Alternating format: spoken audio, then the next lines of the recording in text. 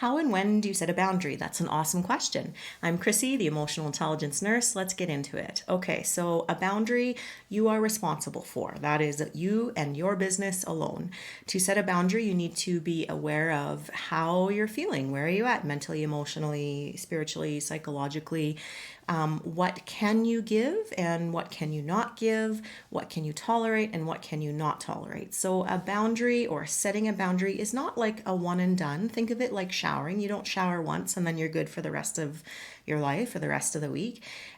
Just as an example, it is an ongoing something that you negotiate with yourself. What can you get away with today for letting boundaries be a little bit looser? And where do you need to be maybe a little bit more self respectful and keep your boundaries a little bit tighter?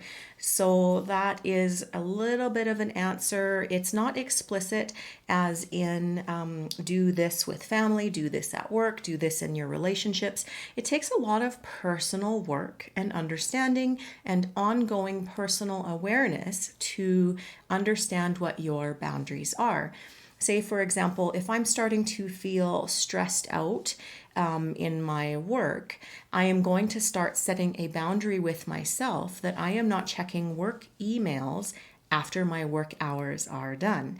See, work emails could still come in after hours, and that's something external, but internally, if I'm checking in with myself, I start to have an understanding of the relationship that work emails are causing me stress.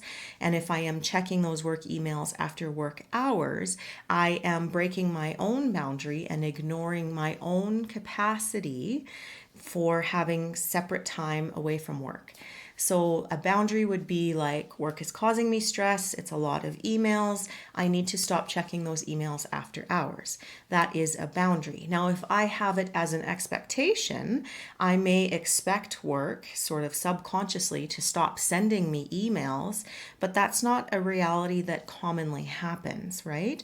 And so then it's going to perpetuate my painful cycle of feeling stressed and even probably burnt out and even likely resenting my work when I'm expecting it to know what I need. Whereas a boundary is, I know what I need and I am going to honor that need. That puts me back in charge. That gives me the responsibility and the choice.